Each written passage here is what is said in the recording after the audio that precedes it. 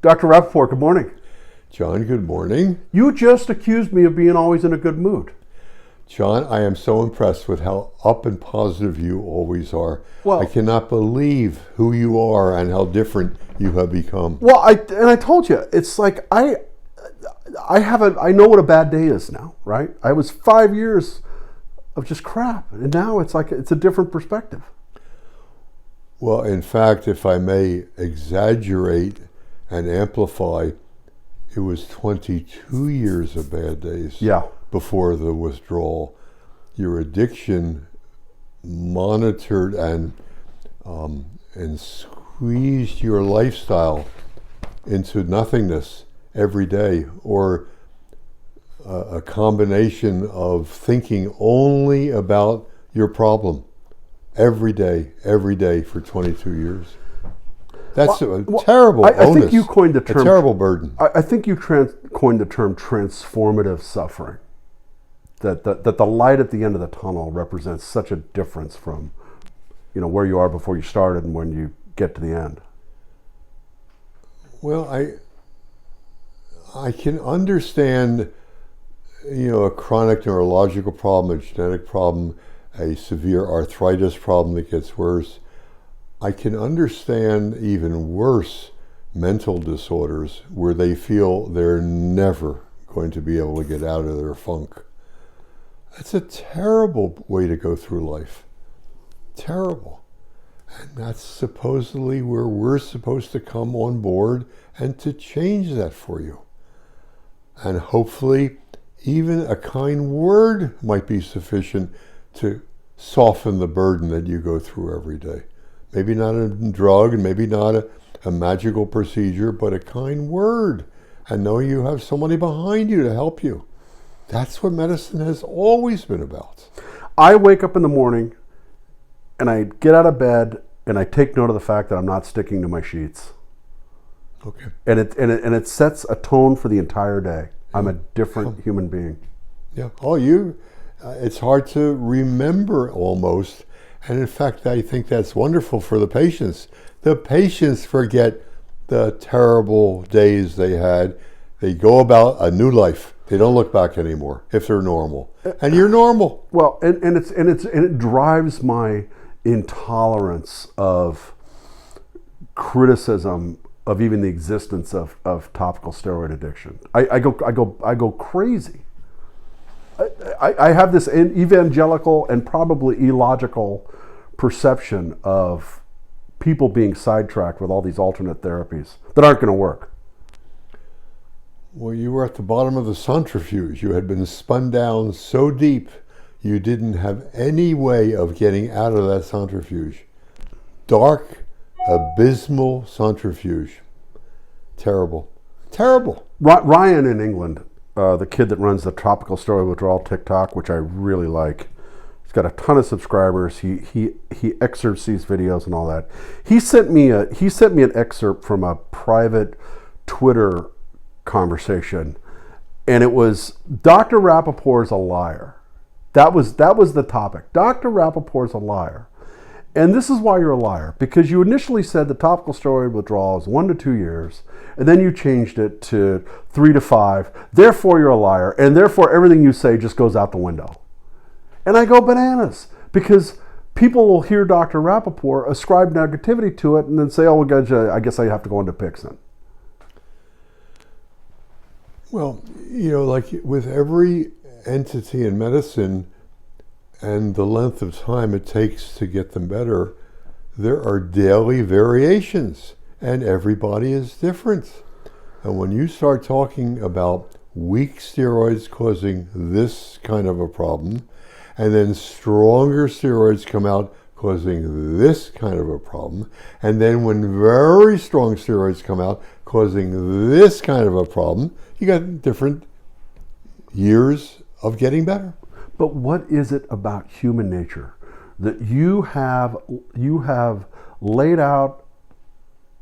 I don't even want to call it a protocol. It's bigger than that. The whole notion of topical steroid addiction, a path for recovery, and because some person, or maybe there's a slight evolution in your interpretation, it just is all wrong. What is it about the human nature that is willing to chase that and just reject everything you have to say? Well, I certainly have seen many patients in my career, not just this, and there are different people out there, and I accept them for who they are. There are those who are exuberant in thanking you for helping them. They're few in number. There are those who are so angry at medicine, at doctors, but they got nobody to be angry at, and I'm on board, so let's be angry at Rapaport. It's my fault. I didn't get you better faster, or I made a mistake in telling you how long it's going to take to be improved. And then there's the vast majority who don't get involved. They don't compliment, they don't belittle, they don't demean, they don't do anything. They just go about their life once they're better. But to lob a criticism like that over the transom in a public forum that other people are going to see and hear Dr. Rapaport's wrong, and the inference is I'm going to stay on steroids and continue with my my kombucha tea baths. Well, I have not let go when somebody has been on Facebooks or support groups and says inane, insane, ridiculous comments about what to do or what not to do. I get on board and I say that that's very inappropriate. Some of them get very angry for being berated. And I say tough. And I say, I'm doing this on purpose, not to berate this human being. That's their belief. I'm worried that somebody else out there is going to follow that advice. That's right. That's why I do it. And I have to give special thanks to the TSW community, specifically Ryan and Cynthia, who take your work and repackage it and recommunicate it to do just what you talked about. Just to stop somebody. Cynthia posted a TikTok the other day where she's a mess, and her message was, leave me the hell alone. Just leave me the hell alone and quit giving me all this crap that's not going to do anything for me. I know what I'm doing. Yeah. Anyway. Well, see, I went from having a great day to being all upset. What's up with that? You screwed me over again. That's why medicine is so exciting. Yeah. That you can make people better. There are nuances every day. Every patient is different. It's fun. It's exciting. I do not understand why doctors retire. Why do they get annoyed with insurance companies or help or administration? Forget that stuff. The one patient getting well is worth the whole week. Well, are they going to get well? To our people that are suffering right now and sitting in the bathtub, are they going to be okay? Say that again? To the patients who are sitting in the bathtub and suffering, are they going to be okay? They're all going to be cured. Every one of them. Yeah. Because it's a curable disease. The diagnosis, and again, don't get me started, but I'm angry about this. The diagnosis is corticosteroid addiction. It occurs in the chronic usage of steroids. It can occur within weeks in the little guys. It can occur within more weeks and a few months in older people. They get addicted and they need more, and the rash spreads, and it becomes a different kind of rash and a different problem symptomatically. Stop. It is not TSW, it is TSA, topical steroid addiction, which becomes the red skin syndrome, and then to get better you go into withdrawal. That's not a disease. That's a treatment to get you out of this horrible mess. Now there are docs out there who have cudgeled the term TSW as their own, that they invented it after plagiarizing my work, and they're running with it. Good. I tell you, good. This is where we disagree. Great. Let them have it.